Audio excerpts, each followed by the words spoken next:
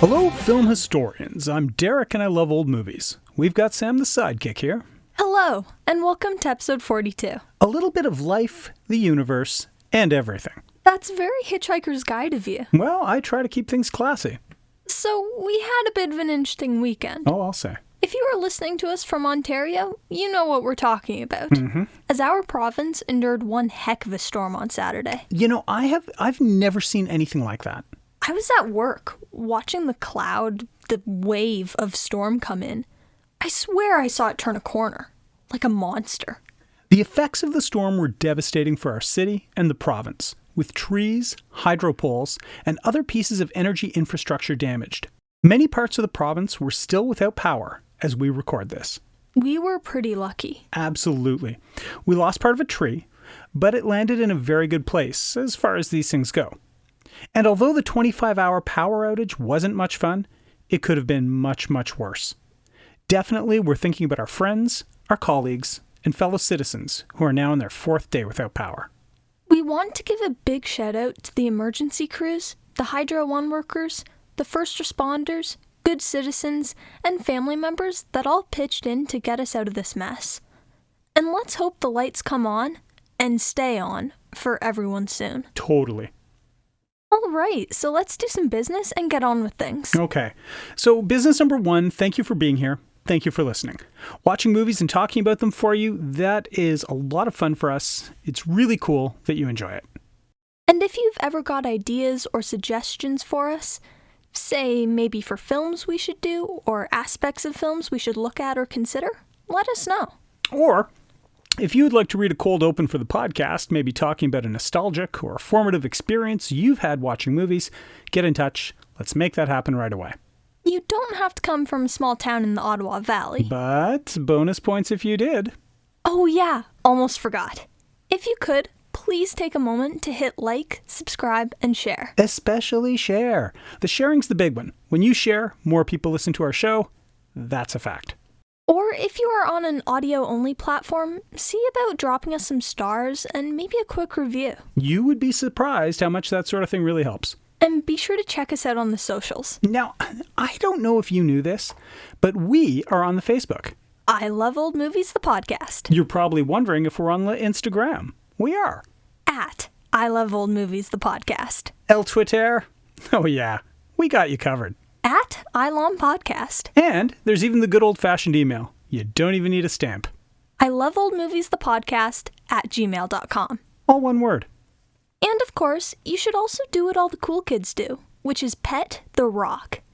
And by that, we mean head on over to petrockradio.ca to listen to amazing local web-based radio programming with fantastic music and previous episodes of our show, broadcast 3 times a week. Monday, Saturday, and Sunday. Now that's pretty damn cool. We'll link that for you in the description. All right, so are you all set to head on down to the farm and find out which pigs are more equal than others? I got my mucking out boots on and everything. Ugh. Hit the music.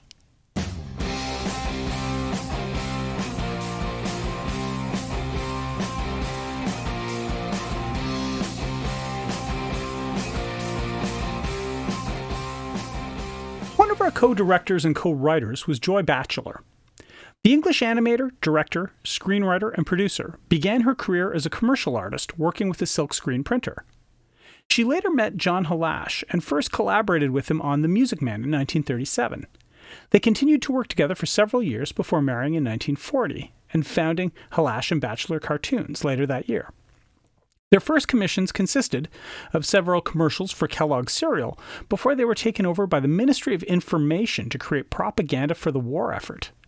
Over the next 4 years, Halash and Batchelor produced about 70 short films, and after the war they continued to create shorts for the government.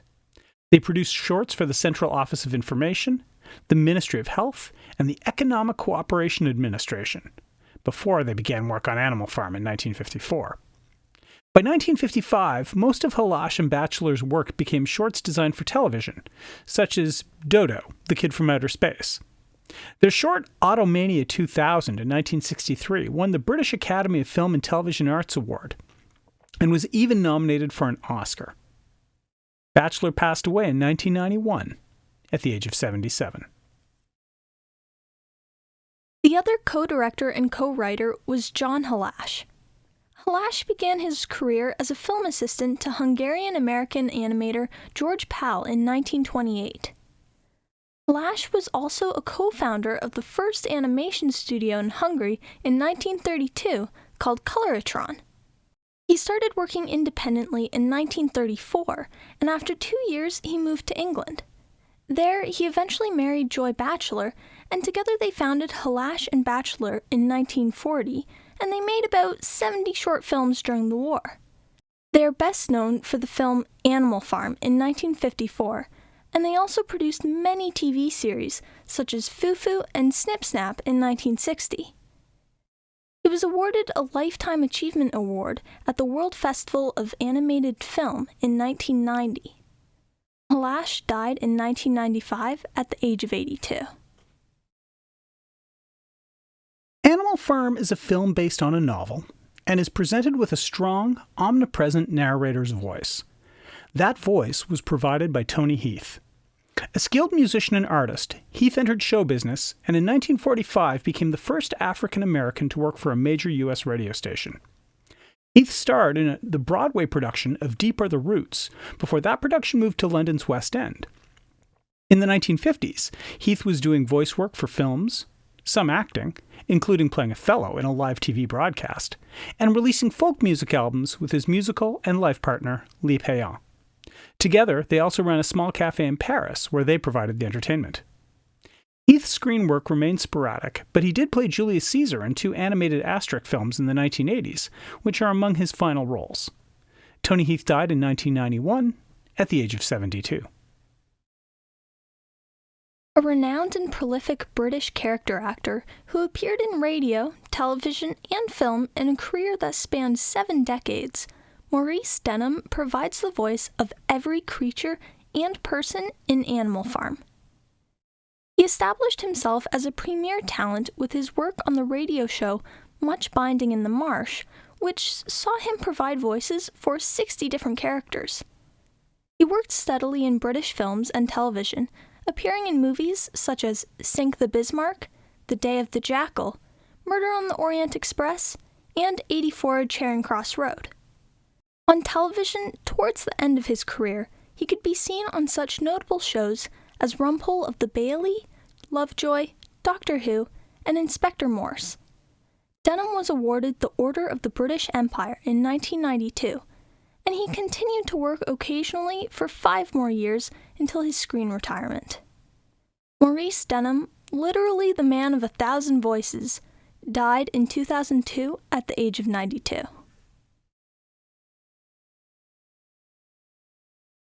It's not every day that the CIA comes calling and says, "Hey, we want to co-fund a film that we want you to make to stick it to our enemies, the communists." But the history of this film is not an average tale. The CIA made movies? Who knew?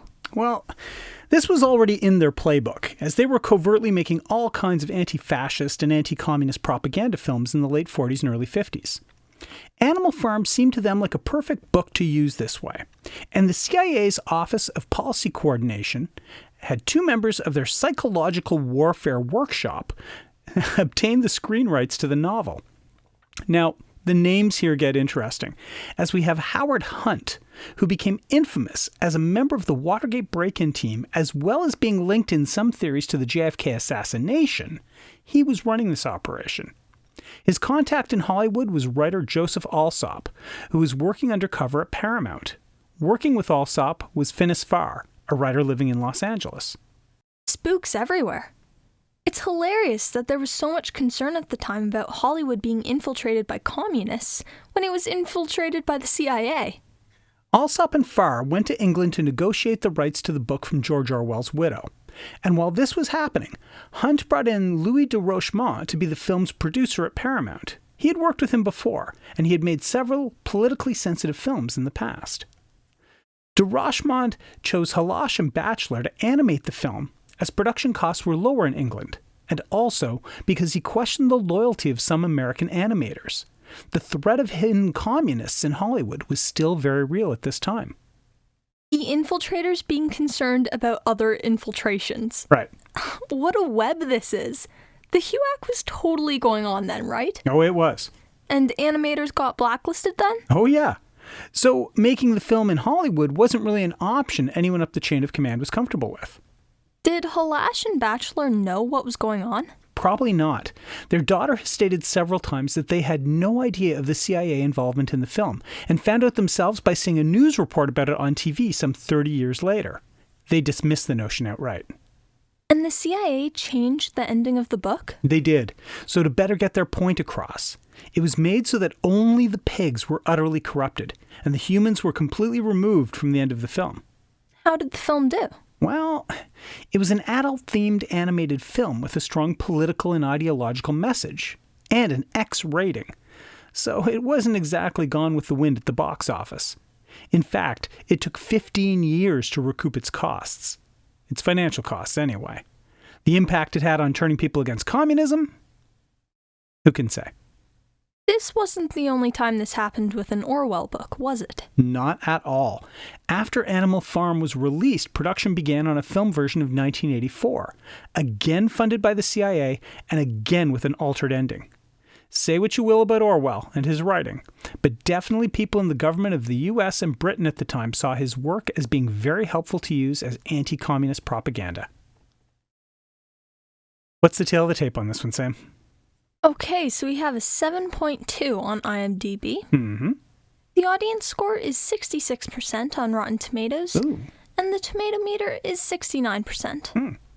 The film was nominated for a BAFTA award for Best Animated Film, and the film can be watched on Tubi or YouTube.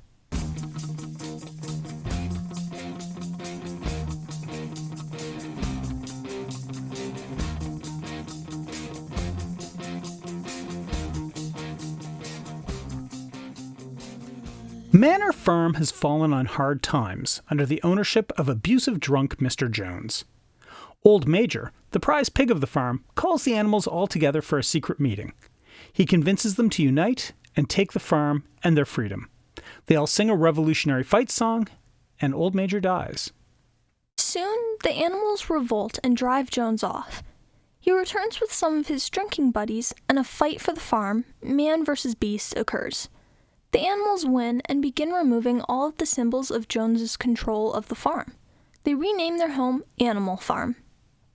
When investigating Jones's house, a pig named Napoleon discovers a litter of puppies, which he decides to raise in secret, creating his own little secret army of attack dogs to be his soldiers. Under a pig named Snowball, who assumes sort of a leadership role, the animals learn to read and write, and the farm becomes prosperous.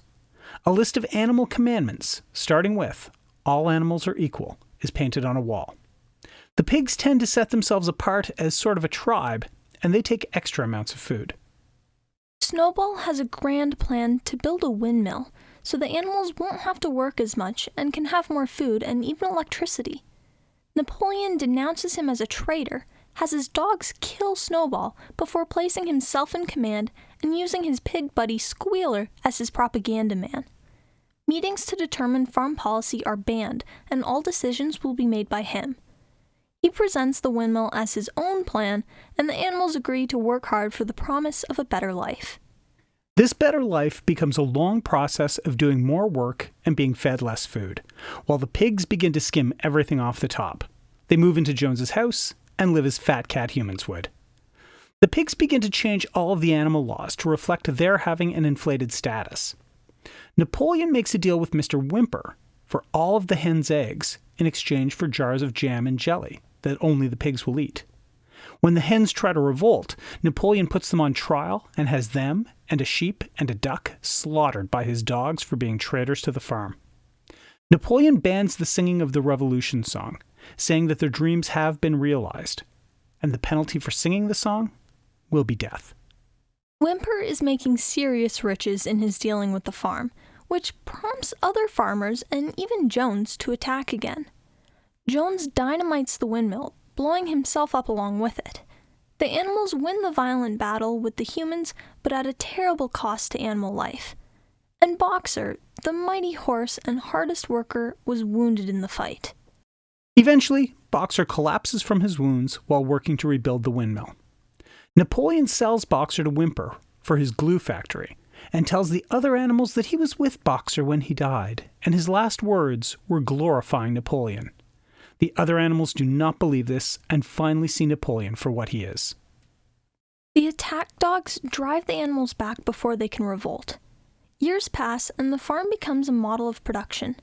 The pigs act extremely human-like, wearing clothes, drinking and using tools and weapons and vehicles. At Animal Farm, the animals work the most and consume the least, making them the best. Napoleon wants all farms to be like his in the future. Benjamin, Boxer's donkey friend, hears all this. He sees the pigs as all being just like Jones was. The animals all realize that they do not live in a utopia. They live in a place worse than they were at the beginning before the revolution. The animals advance in revolt, and the pigs and dogs are all too drunk to stop them. The animals smash into Jones's house and trample the pigs to death. That film was way more intense than I was expecting. Yeah, that was true adult-level animation right there. So dark. So violent. Right? Whew. Okay, let's pro and con this guy. Okay, so, as always, we don't actually rate films here on the show. We don't give stars. We don't even give thumbs. We just tell you some things we liked. Some things we didn't. And then we recommend whether or not you might enjoy giving this one a watch. Take it away. My pros. Number 1. The animation in this film works. It's not Disney quality. It's not Warner quality. But it is effective. The character models are expressive. The movements are reasonably smooth. Of special quality is the scene of the animals in the farm all working together, making the farm a worker's utopia with all of them giving according to their ability and taking according to their needs. The scenes of them working in concert perfectly are a lot of fun to watch, showing off the imagination and skill of the animators.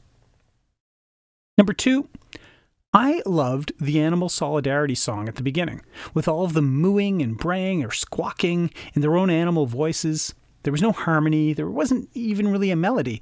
It was just a demented scene. An odd nightmare came to life. And it was a welcome change from the sort of singing or dancing animals Disney tended to put on screen. It showed the resolve of the beasts, coming together as one, despite their differences. All animals are equal, they state, and this song shows that perfectly. It's maybe one of my favorite musical numbers in a film ever, honestly. Number 3, I really enjoyed the narration that continued throughout the film. Gordon Heath was just perfect in tone and delivery, and the constant presence of the narrator's voice kept this film in the realm of storybook fable, which is where it belonged. A narrator was able to keep this film neutral and objective and sort of keep the viewer on an even keel. That's critical in a film like this. My cons: the camera work can be a little shoddy and distracting. And by this, I mean when the camera pans across the large still frame paintings to create the illusion of movement, it can be very jerky and halting. In short, it doesn't feel natural, and it's more likely to remove a viewer from the experience rather than draw them into it. Number 2, this film is almost too perfect in its ability to traumatize a viewer. The violence in this film is completely over the top, and it's not cartoony violence. It's war violence, slaughter violence. The scene with the anguish of Benjamin at the near death of Boxer, the fate of Boxer alone was hard to watch. From his tireless devotion to the cause of the farm, to working through his injuries and old age, to finally being crippled by a wound. And the will of the animals was that he had more than done his part, and now deserved a much-earned rest. But instead he was sold to a glue factory. And he fought this fate every step of the way, while his animal friends exhausted themselves in the attempt to save him. How cheap was his life? How ultimately worthless was Boxer as an individual in this system? He only had value insofar as he had labor to produce, and once that was exhausted, so too was his value to the system. And I get it. That's what the point of the film was. But we had seen so much horror so far to that point, watching Boxer's desperation and Benjamin's anguish and Napoleon's smug satisfaction. It was just maybe a bit more than any viewer needs to see that graphically. This film is incredibly dark, in theme and practice. You have these cute animals in a terrifying and dark world, their eyes turning red with bloodlust when they fight. We have battles with humans, packs of dogs tearing Snowball apart, the death of the cat, just... oh my god. Number 3. Sure, he had the dogs, but for the love of all that is holy, why did the animals not see through Napoleon and depose him immediately? Were they all that stupid? Believing him when passing off Snowball's plan as his own? Believing him when he and he alone said other animals were traitors? What in the world? What is being said about the decision-making of the proletariat here? Are they also willing to blindly follow whomever shouts the loudest? Why did it take them so many years and so much loss to finally stand up to him after following him for so long? Well, the book explains this better. A bit more explanation might have helped the film. In all, it's hard to discredit the artistic vision this film committed itself to, and it held the line on all the way. It's a wonderful book-to-film adaptation, and it deserves the study and praise it has received. It might have been a bit more satisfying to see the revolt against Napoleon actually happen and see the pigs get their just rewards, but really, by then we had seen enough violence and death. We end the film on a note of inevitability. A system like the one shown in the film will fail because such a system will be run by those who are flawed and selfish. This is one of the grimmest animated films I've ever seen. It makes Watership Down look like a romantic picnic in comparison, and its historical perspective as the first British animated feature guarantees that I give this one a watch recommendation. You're up. Okay, so my pros. 1. The narration. This really made the film seem more like a story that was being told rather than an event that was currently happening. And normally the narration of a film doesn't stick around the entire time. Typically it's there to set up the plot at the beginning, and then it comes back at the very end to wrap things up. This stayed the entire time, and the film actually relied on it to move the story forward. I thought that was a really cool addition, and it would be great to see it in more films. 2. The backgrounds. They almost didn't seem like real backgrounds or real places. They looked and felt a lot more like drawings or paintings, but they were all really pretty and great to look at. They also added this interesting contrast to the animation of the people and animals. Some of the older animated films can feel sort of flat, or like everything is happening on the same level. This gave more depth to the scenes and the action that was happening in the film. 3. The passage of time. This is another one of those points that I comment on a lot, and it's typically as a con. The film moves too quickly or too slowly, or doesn't show time changes well at all. This film does show time changes very well. Nothing was too rushed, and we got to see the actual seasons change right in front of us. Plus, we could actually see the animals getting older. The puppies became fully grown dogs. There was a new generation of baby pigs running around. I mean, poor Benjamin looked so old and worn out by the end. The time changes were clear and defined and helped the film make sense. Now my cons. 1. The animals speaking. Now, I did think it was pretty interesting that they had the animals speaking at all, but also had them stick to making normal sounds like growling and barking. I also thought it was pretty interesting that only the animals in power actually seemed to speak. First it was Old Major, then Snowball, and then eventually Napoleon and Squealer. But one thing I didn't like about them speaking was that it was sometimes hard to understand them. Their words weren't always very distinguishable and clear, they all sort of muddled together, which makes sense since they are animals, but it also wasn't great because it made it more difficult to always be able to tell what they were actually saying. 2. The duckling. He was cute. Really cute. He couldn't go up or down stairs, he was always falling over. He was this cute little character that made you want to say, "Aww." And that's why I didn't like him. This was a really dark film. There was a lot of violence, death, and not a lot of happiness. The duckling was out of place. It was too big of a contrast and tone shift between literally everything else and that duckling. He was too distracting and should not have been included in the film. 3. The death. As I said in my last point, this was a dark film. That's not necessarily a bad thing. I mean, the violence and death were very fitting of the tone of the movie, but it got to be too much. First a dog got shot, then Snowball was hunted down by aggressive dogs. A cat was ripped to shreds on screen. Animals were straight up executed. Boxer was sold off to a glue factory. Multiple animals were killed in the final fight against the humans. You think one thing that happens is bad, but then the next thing is even worse. It came to the point where it seemed like they were just being gruesome and violent just for the sake of it. It was too much. Enjoyable doesn't feel like the right word to describe this film. It was dark and graphic and heavy, but overall, it was a good story and a good film, and it deserves a watch. All right. And with that comes to the end of another episode, and we are giving Animal Farm a double watch recommendation. How did you like it? Is this a perfect book to film adaptation? Does it hold up as an adult animated film? Let us know all about it in the comments. And be sure to come back next week. We will be finished with our animated films in May, and we are going into June with a month-long look at our favorite film noir. Love those. Definitely looking forward to it. Yeah, we're going to be looking at The Maltese Falcon, Double Indemnity. We're going to try to track down another Burt Lancaster movie for all the Burt fans out there, and we'll see how that goes. Those are some great films lined up. I can't wait.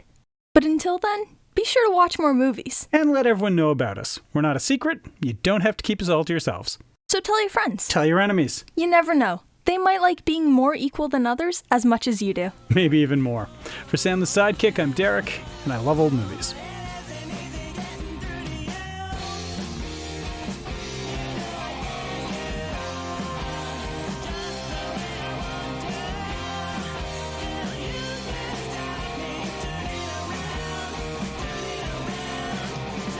Additional research for I Love Old Movies, the podcast, is done by Nikki Weatherden. Audio clips come from freefx.co.uk. Images are used through the provisions of fair use, and our theme song, Burning Bridges, is by The Crocs.